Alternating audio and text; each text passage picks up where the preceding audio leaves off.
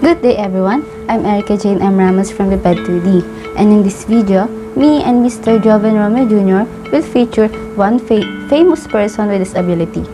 So let's start. So we have chosen Mr. Nick Vujicic.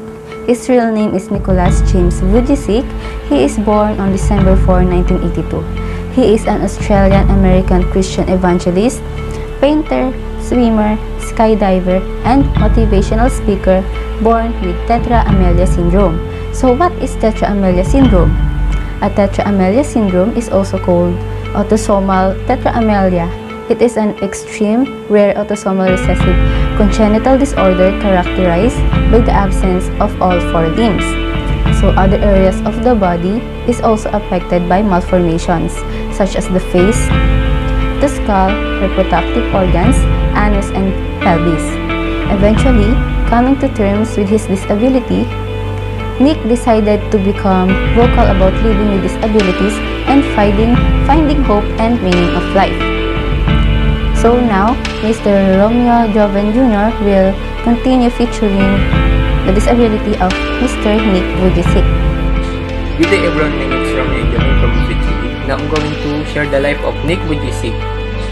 He was born with a fully formed limbs according to his autobiography. His mother refused to see him or hold him when the nurse held him in the front of her, and she and her husband went out of the hospital vomited from seeing their son with no limbs. But they eventually accepted the condition and understood it as the God's plan for their son. The toes of one's feet were fused. An operation was performed to separate the toes so that he could use them as a fingers to grab. He founded the Life Without Limbs organization. It's all about sharing this same hope and genuine love that Nick has personally experienced with people all over the globe through 4 areas of ministry: prayer and encourage, prison ministry, life events, and digital ministry. Life Without Limbs is the cross boundaries and break down barriers to build bridge to bring people to love and hope found in Jesus Christ. Good day everyone, my name is Renson E. De La Cruz from Prof Ed 2D. So for this video presentation is magpapakilala tayo ng famous person with disabilities. So we choose Ludwig van Beethoven. Who is he? Ludwig van Beethoven was born on December 1777 and in Bonn, Germany, and he was a son of court musician. At the age of 8, dito na siya simulang tumugtog sa public. And during 1792 to 1800s, dito na siya gumawa ng sarili niyang pangalan as a virtuoso pianist. But during this time, in 1798, when he was 28 years old, dito na siya unting-unting nakakaramdam ng difficulties sa pandinig niya. And at the age of 44 to 45, dito na nawala or tuluyan nang nawala yung pandinig niya. But nothing can stop to Beethoven to compose many more music. During the last 10 years of his life, dito na siya gumawa or dito na niya nagawa yung mga famous music niya. Then, Beethoven is one of the most admired musician or pianist in the history of Western music. Good day everyone, I am Trisha Nicole F. Constantino from Prof Ed 2D. So ngayon po, i-discuss natin yung gawa ni Ludwig van Beethoven. So, Ludwig van Beethoven consists of 722 works written over 45 years.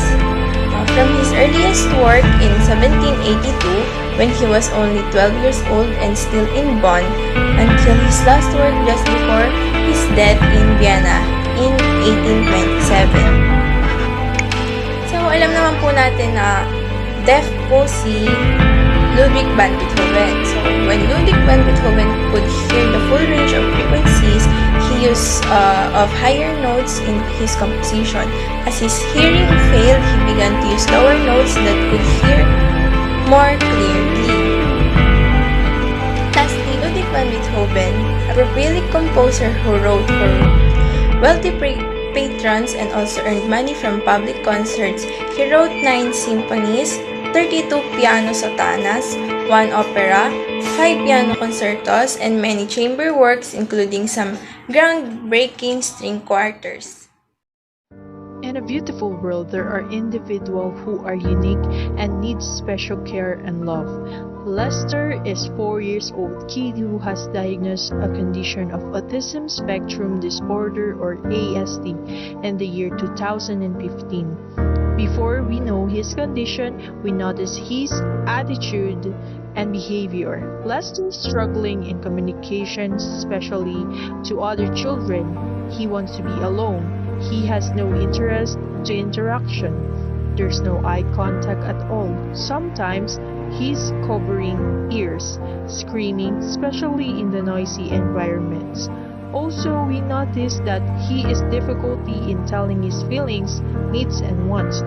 Those challenges help us to be more patient, understanding, and continue to be strong for his future. What he needs today is love, care, and most important is acceptance. Being in a low-class family, it is hard to get along with the changes in society. This young man is Mark Anthony Reyes, who is known as one of those who is experiencing a kind of exceptionality called dyscalculia. Dyscalculia means having a hard time with numbers. At first, his family thought that it was normal because lots of children find anything that involves number difficult. But remember, despite of hard times, look up and remember why you are chosen to live your life. As of now, that young man was living his life and continues striving for his dream. Despite of how goodness we have, we still have this dark side that serve as our weaknesses. There is a college girl named Danica Macabento. She is known as one of the most famous students at NUST. She is beautiful, kind and smart, but despite of being almost perfect, Danica is experiencing a hard time in reading at a good pace and without mistakes. She also have hard time with reading comprehensions, spelling and writing, but these challenges aren't a problem with intelligence. She may have experiencing difficulty in learning to read despite traditional instruction, at least average intelligence. She used it as her adequate motivation and opportunity to learn more and achieve more. In a place with a peaceful ambience, there's a hardworking man named Lee Justin, who was known as one of those who is experiencing an exceptionality called dysgraphia. Since young, he only studied at home to avoid bullies. As he grew up, he was having a hard time in writing, and he can't even write his own name properly. But despite of that bitterness, Lee Justin still managed to graduate with an honor, and until now, he continuously studying at college and pursuing his dreams.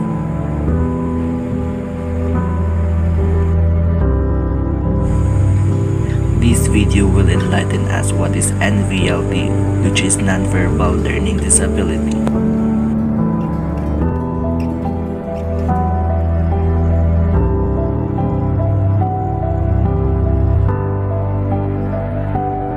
Good morning, class. Please come in. Good morning, sir. Okay, for today's topic is about non-verbal communication. So it means na ang gagamitin lang natin kada minimitan sa klase na to is ay mga signal, mga hand signal, or sign. Okay, sir.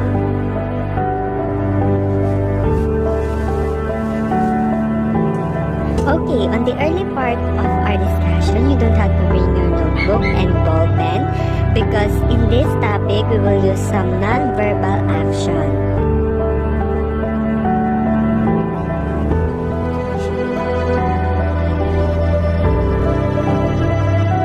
Okay, let's start. Tignan nyo tong hand gestures na ginagawa. It's a non-verbal communication.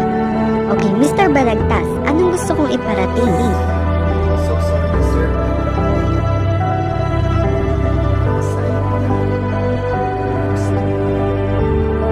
Okay, so hindi mo naintindihan yung gestures na ginagawa ko.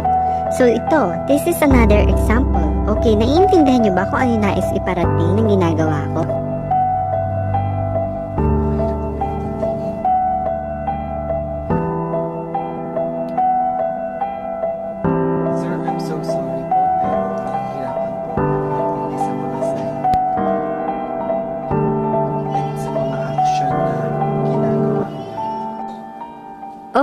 maybe there's a problem.